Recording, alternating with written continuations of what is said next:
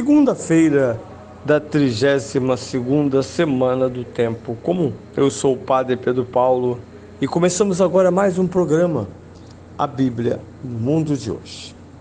Sexta-feira começamos a comentar este evangelho que ouvimos ontem na liturgia da igreja, isto é, o evangelho de São Marcos, capítulo 12, versículos 38 a 44. Bem, deparamos-nos nesse evangelho com dois temas muito interessantes. Primeiro é uma certa fenomenologia do poder dentro da perspectiva cristã. E segundo, começam os discursos escatológicos de Jesus previstos para serem ouvidos exatamente quando o ano litúrgico começa a concluir-se. E vamos nos deparar com o início do próximo ano litúrgico, no qual as 2 primeiras semanas do Advento são marcadas, mesmo que não percebamos nada, são marcadas por uma profunda revolução assimétrica, que é a expectativa do reino definitivo de Jesus, a sua parousia como um ladrão e as consequências do seu retorno. Mas passemos agora a esta parte. Primeira parte, Jesus comenta atitudes ótica dos dirigentes religiosos. Ele fala dos escribas, acautelai-vos dos escribas. E o que é para acautelar-se? Certas atitudes que compõem motivo de sentença negativa da parte de Jesus.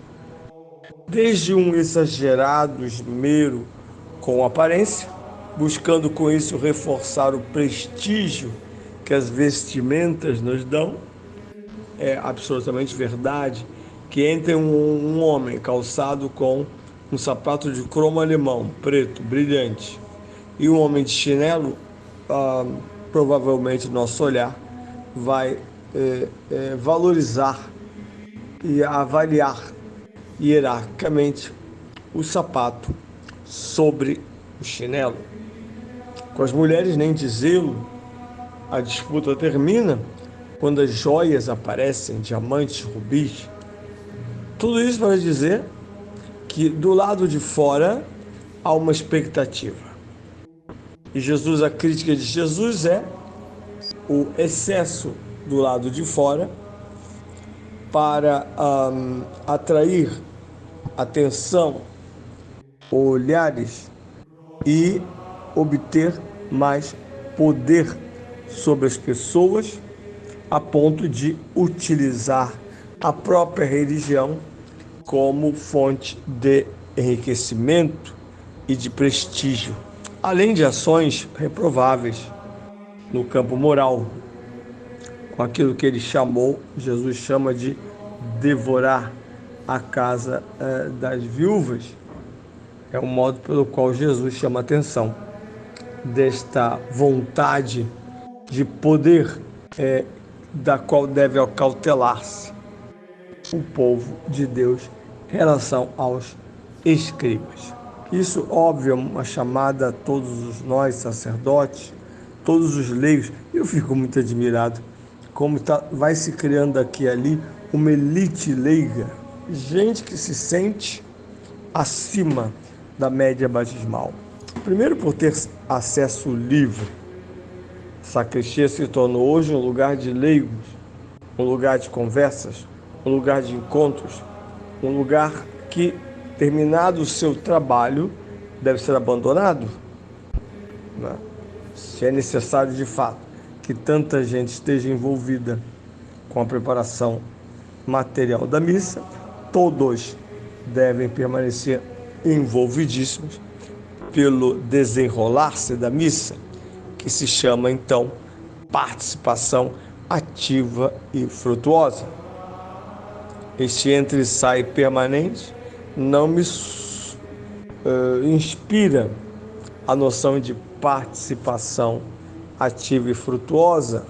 O que eu vejo muitas vezes é ministros que passam a missa inteira tão distraídos com as coisas da missa, que eu não sei não o que sobra.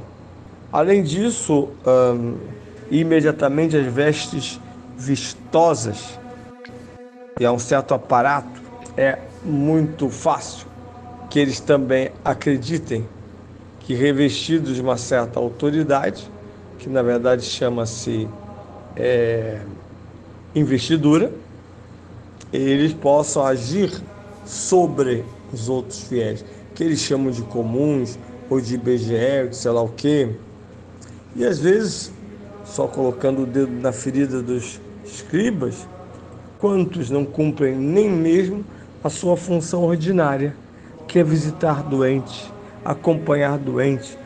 Com o número atual de ministros da Sagrada Comunhão, nós temos certeza de que hoje no Rio de Janeiro não há mais déficit de doentes sendo atendidos do ponto de vista ministerial extraordinário. É isso que a gente pode acreditar vendo tantos mil ministros distribuídos por toda a arquidiocese. Assim fosse. No entanto, Jesus chama a atenção disso hoje. Então, bom ouvirmos esse evangelho como hoje, para nós, revestidos de autoridade sacramental ou de autoridade batismal, sacramento da ordem, no caso, autoridade sacramental, ou pela autoridade batismal que criou o sacerdócio universal dos fiéis. Mas há uma segunda parte no texto que merece também atenção, porque, de modo muito discreto, vai desenvolvendo o que nós chamaremos cada vez mais intensamente nesses próximos domingos, os discursos escatológicos. Bem, quando eu falo de discursos escatológicos, refiro-me à revelação de Jesus sobre as coisas que hão de vir, a vida após a morte, o seu retorno glorioso, e que nós chamamos de parousia, o juízo final de vivos e falecidos e a plena efetivação do reino de Deus, ou segundo a linguagem do Apocalipse, entrada na nova cidade de Jerusalém, a celeste. E, de fato, aqui está o texto. Jesus, e aqui pode-se pensar, ter havido uma mudança total de cenário, sem que tenha sido dito. São Marcos não perde tempo, na manhã seguinte, no outro dia, simplesmente ele salta do tema dos escribas e apresenta-nos Jesus diante do templo. E Jesus, é muito importante isso para entendermos o seu papel, ele faz e apresenta juízos de valores sobre as coisas. Jesus é julgador a partir da plena consciência dos valores. Quando se diz, ele mesmo diz no Sermão da Montanha: não julgueis para não seres julgados, não condeneis para não seres condenados. Jesus não está, ao contrário, minimizando ou excluindo uma das funções da razão humana, que é o discernimento, a avaliação, a discriminação de coisas que devem ser consideradas mais boas ou até perversas.